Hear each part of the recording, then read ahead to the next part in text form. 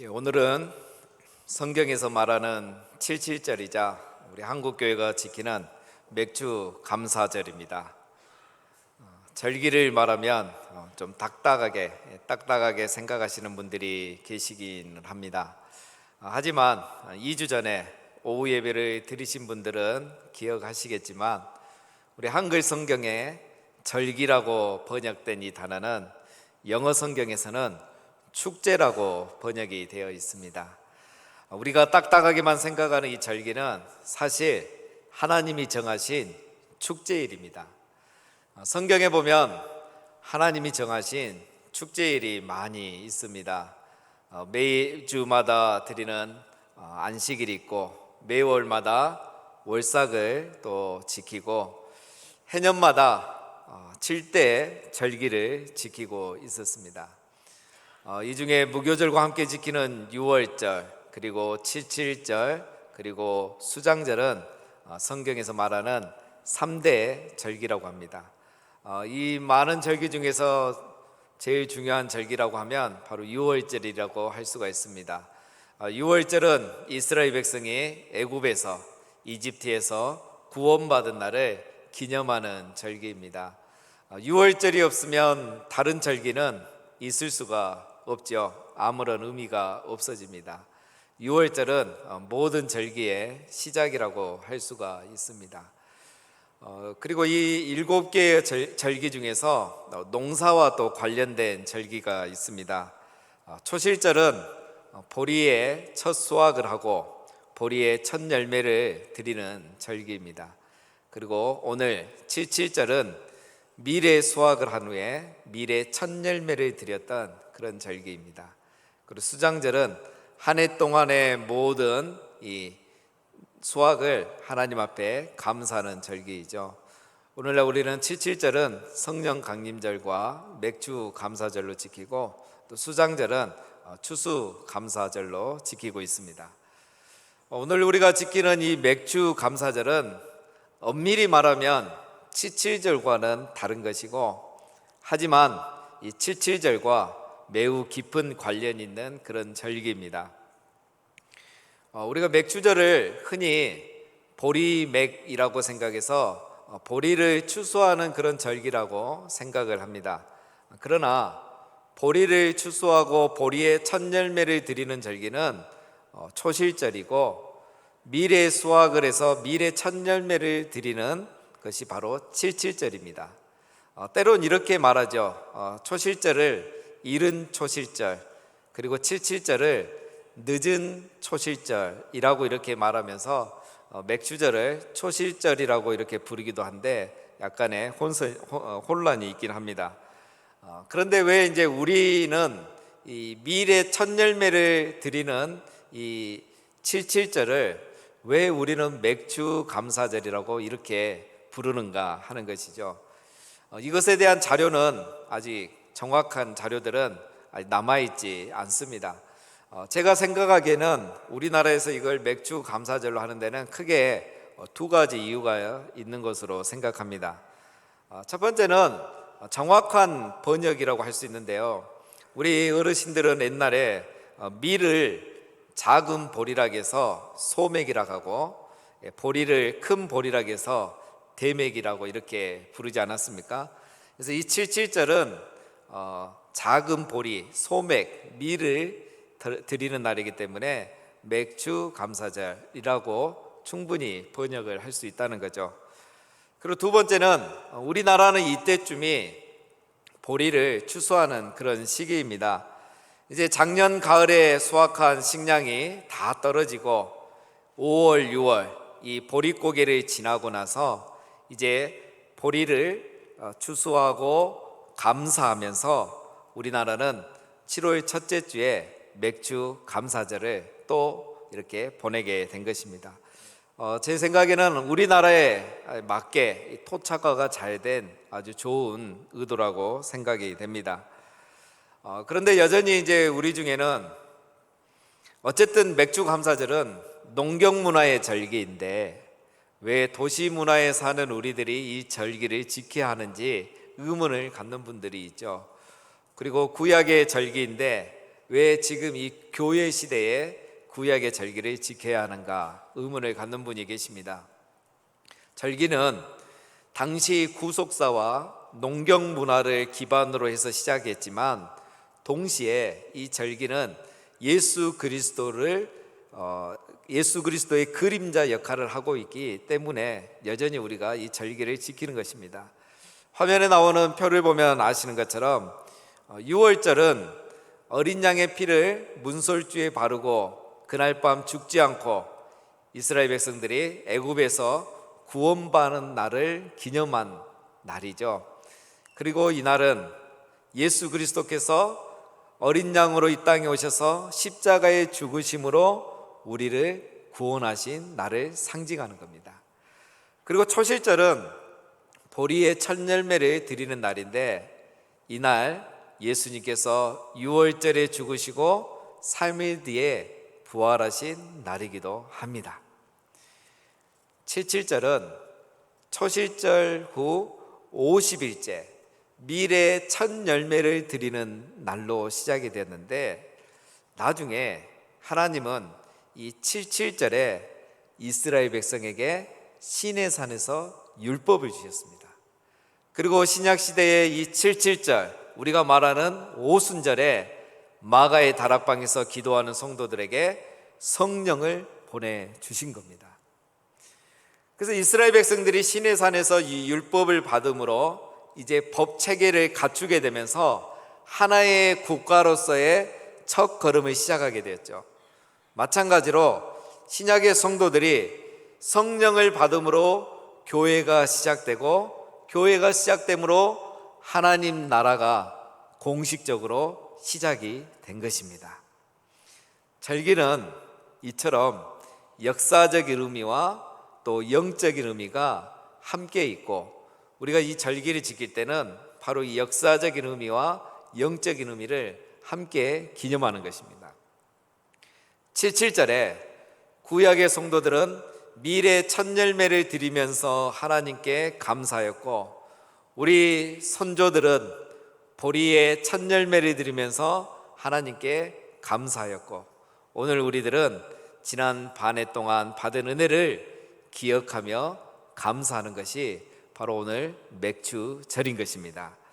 따라서 우리가 맥주절을 맞이하면서 우리가 해야 될 첫 번째는 지난 반년 동안 받은 하나님의 은혜와 복을 기억해야 하는 것입니다.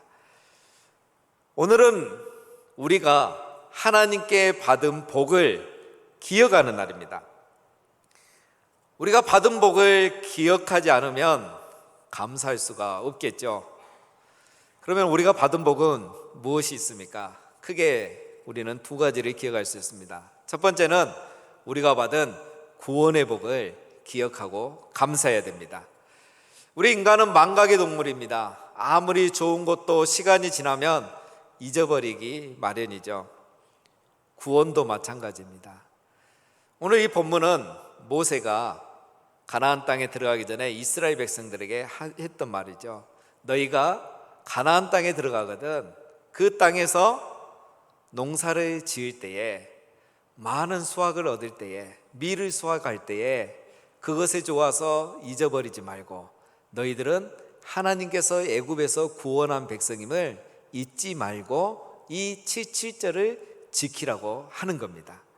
오늘 12절 말씀에 보면 너는 애굽에서 종되었던 것을 기억하고 이 규례를 지켜 행할 것이니라. 이스라엘이 애굽에서 구원받았던 것을 기억하고 이 절기를 지키라는 거죠. 77절은 농경 문화의 절기인데 모세는 지금 구속사를 적용하고 있는 거죠. 이것은 모든 절기가 6월절을 기초하고 있기 때문입니다. 6월절이 있기 때문에 77절이 있는 것이죠.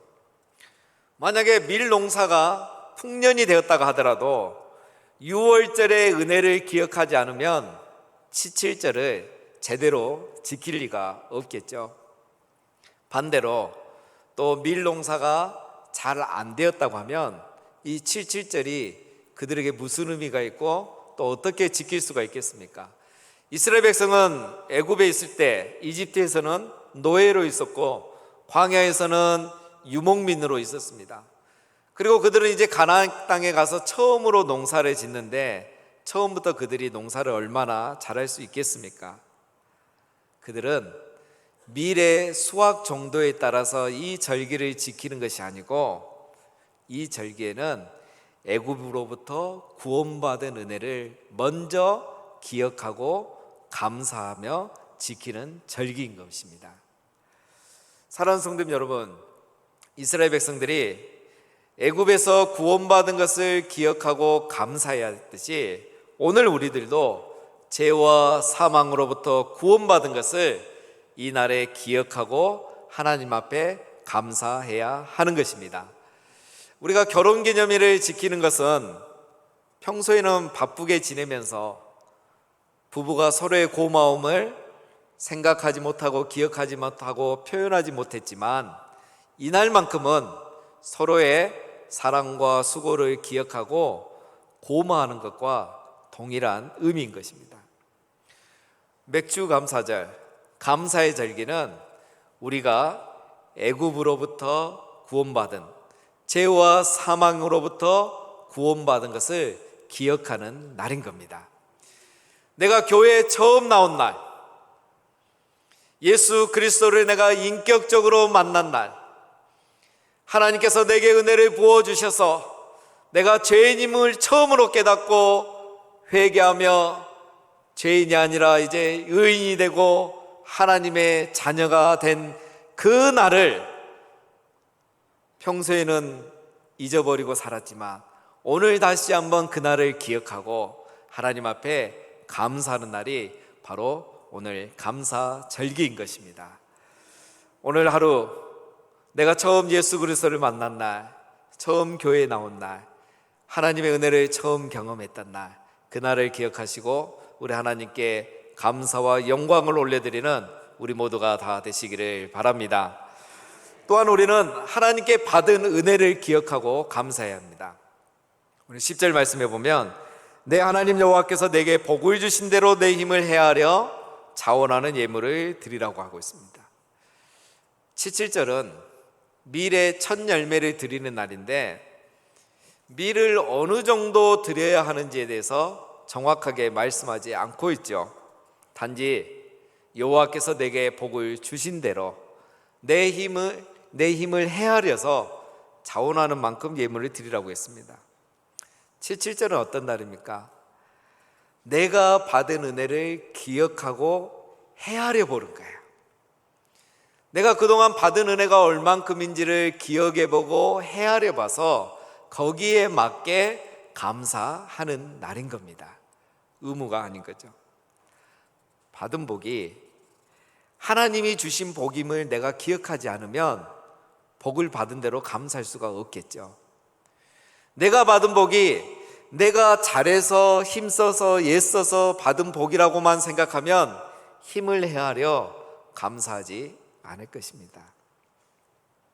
사랑하는 성도님 여러분, 지금 우리가 누리고 있고 받고 있는 이 모든 복은 하나님께서 우리에게 내려주신 것임을 믿습니다. 오늘 우리가 예배 전에 찬양했던 것처럼 우리가 누려왔던 모든 것들, 우리가 지나왔던 모든 시간들, 우리가 걸어왔던 모든 순간들은 당연한 것이 아니었고 하나님의 은혜였습니다.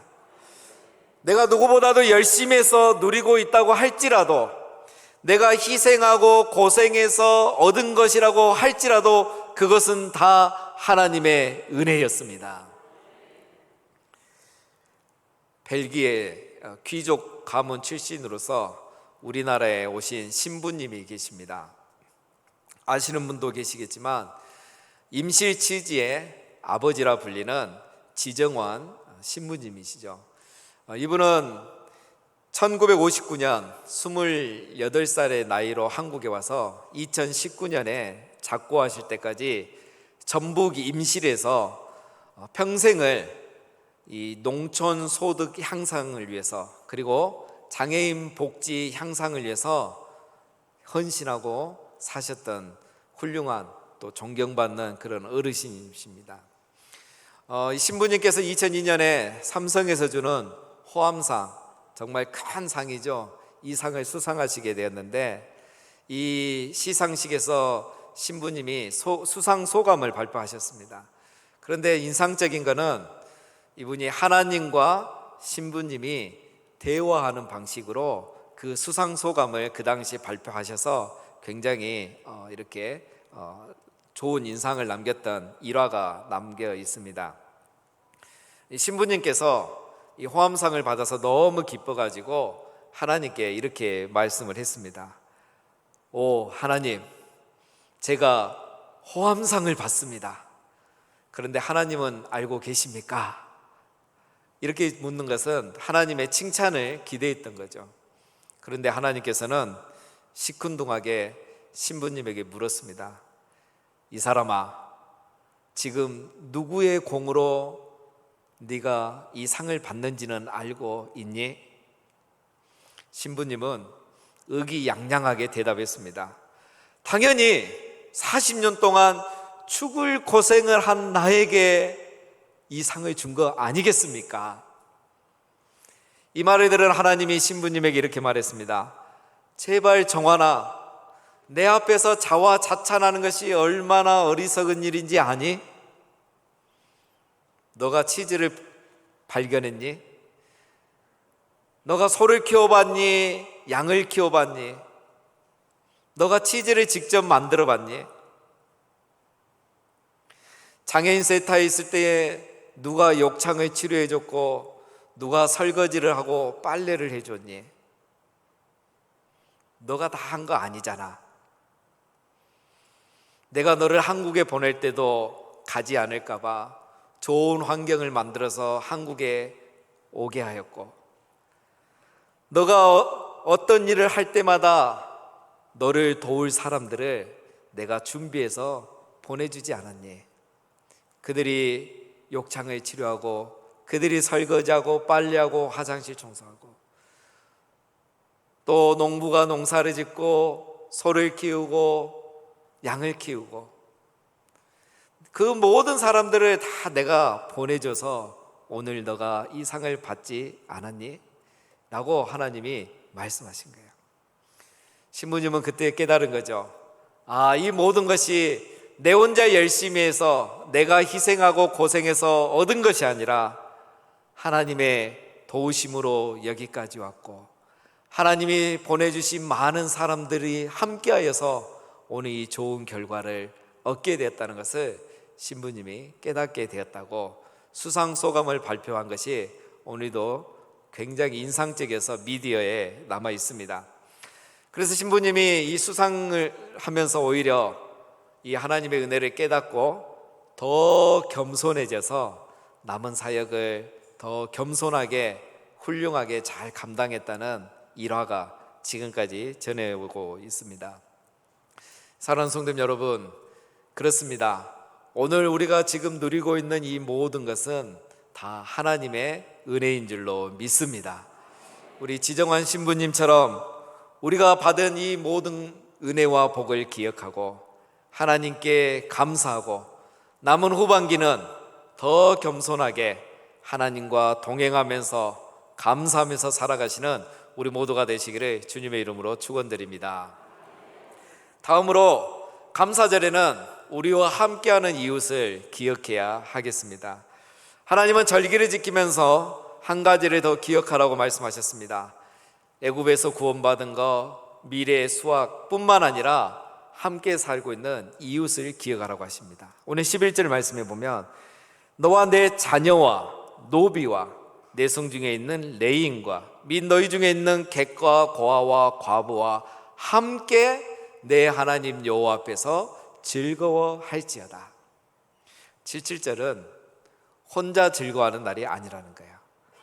감사절기는 혼자 즐거워하는 게 아니라 자녀와 노비, 그리고 이 내 가족 가정을 벗어나서 객과 고아와 과부까지 너와 함께 즐거워하라고 말하고 있습니다. 감사절에는 위로는 하나님을 기억하고 감사하고, 옆으로는 이웃을 기억하고 함께 즐거워하는 절기인 것입니다. 나는 감사하고 즐거운데 내 이웃은 감사할 것이 없고 즐거워하지 못하고 있다면 그것은 이 절기가 축제라는 것을 이해하지 못하고 있는 것이고 절기를 제대로 지키지 못하고 있다는 것입니다. 여러분, 우리는 너무 바쁘게 열심히 살아가는 나머지 평소에는 이웃을 생각할 여유가 잘 없습니다. 우리는 이미 풍요 중독 사회를 살아가고 있습니다. 우리 한국 사회는 어느 순간 풍요 중독 사회가 되어버렸습니다. 불안하지 않기 위해서 풍요에 중독되어 있고 경쟁에 뒤지지 않기 위해서 풍요에 중독되어 살고 있습니다. 그래서 우리들은 가장 풍요로운 시대를 살아가고 있는데 여전히 더 많이 가지려고 하고 더 많이 가보고 싶어 하고 더 많은 것을 누리고 싶어 하는 거죠. 물론 이런 욕구들이 나쁜 것은 절대 아닙니다. 단 계속 그것만 추구한다는 것, 그리고 나만을 위해서 추구하고 있다는 것이 문제가 되는 거죠. 그래서 개개인은 풍요로우면서도 풍요를 누리지 못하고 있고 사회는 풍요 중독 사회가 되었고 우리는 풍요의 역설을 마주하게 되었다는 것이 문제인 것입니다. 풍요로우면서 풍요를 누리지 못하고 풍요로우면서 이웃과 함께하지 못하는 여전히 부족함에 목말라 살아가는 이 풍요의 역설을 맞이하게 된 것입니다. 그래서 우리는 풍요하면서도 풍요를 누리지 못하고 이 풍요를 이웃과 함께 공유하지 못하고 있는 거죠. 이 풍요의 역설에서 벗어나는 길은 하나뿐입니다. 풍요를 이웃과 함께 즐거워하는 것입니다.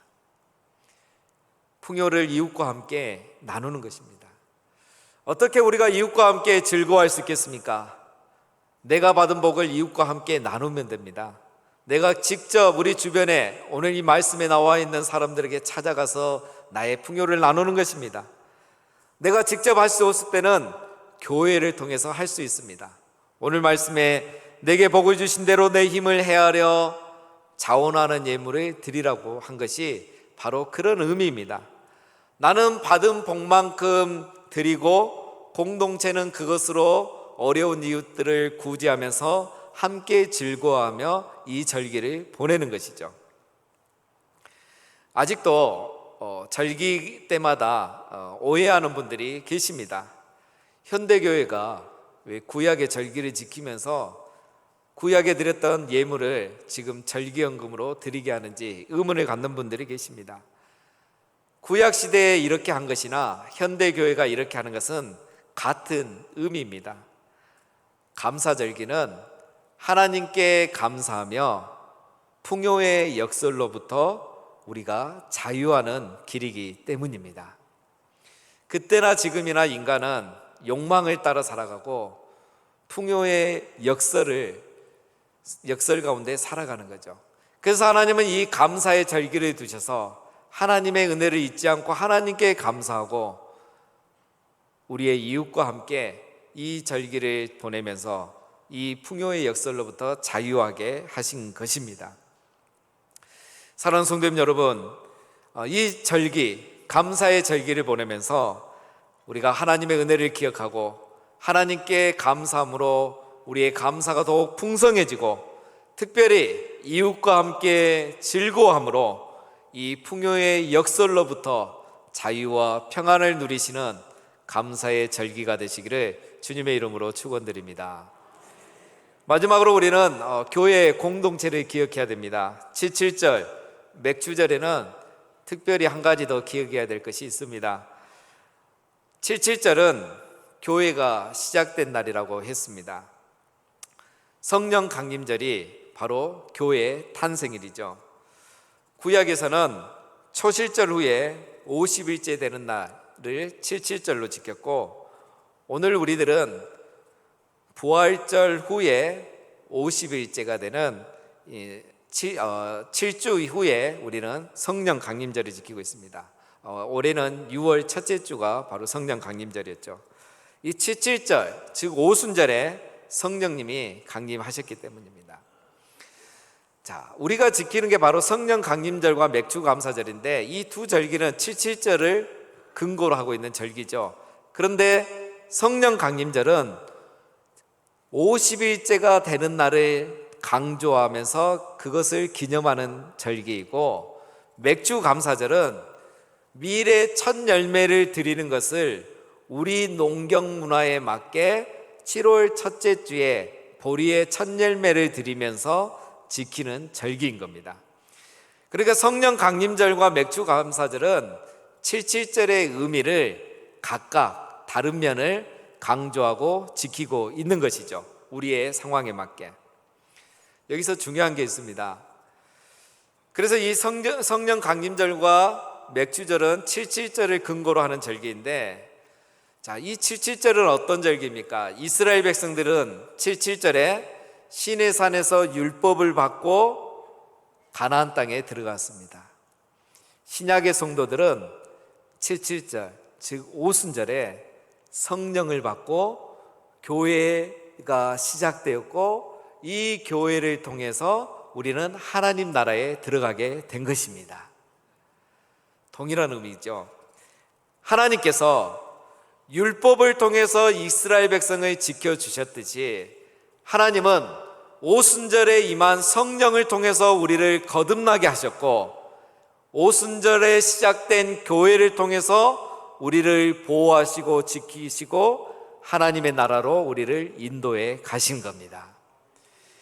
이스라엘 백성들에게 율법이 없다는 것은 상상할 수 없는 것처럼, 오늘 우리에게 교회가 없다는 것은 상상할 수 없는 일입니다. 하나님은 우리를 구원하시고 우리를 돌보시기에 오순절에 이 땅에 교회를 세우신 겁니다. 그리고 그 교회를 통해서 우리를 거듭나게 하시고 우리를 천국까지 인도해 가시는 겁니다. 바로 그 교회가 맥주절, 즉 77절에 시작이 된 것입니다. 이것이 바로 우리가 교회를 사랑하고 교회를 세워가야 하는 이유인 것입니다. 내가 바로 이 교회, 오순절에 시작된 이 교회를 통해서 구원받고 돌봄을 받아왔듯이, 이제는 누군가도 이 교회를 통해서 이 은혜를 경험해야 되기 때문에 우리는 교회를 사랑하고 교회를 세워가야 하는 것입니다. 맥주절은 구원의 은혜와 또 우리의 이웃을 생각할 뿐만 아니라 이 모든 은혜의 통로가 된 교회를 다시 한번 기억하고 교회를 사랑하고 세워가기를 다짐하는 절기가 되어야 하는 것입니다. 말씀을 맺습니다. 오늘은 맥주 감사절입니다. 우리가 받은 구원의 복, 은혜를 기억하고 우리 하나님께 감사가 넘치는 오늘 복된 하루가 되시기를 바랍니다. 그리고 우리가 받은 복을 이웃과 함께 나누면서 기쁨과 즐거움이 배가 되는 그런 복된 주일이 되시기를 바랍니다. 그리고 마지막으로 우리가 받은 이 모든 복은 오순절에 세워진 교회를 통해서 우리가 이 복을 받았다는 것을 기억하시고, 이제 우리도 이 교회를 사랑하고 교회를 잘 세워가서 누군가 또 이 교회를 통해서 이 놀라운 은혜와 복을 받는 일에 쓰임받는 우리 모두가 다 되시기를 주님의 이름으로 축원드립니다.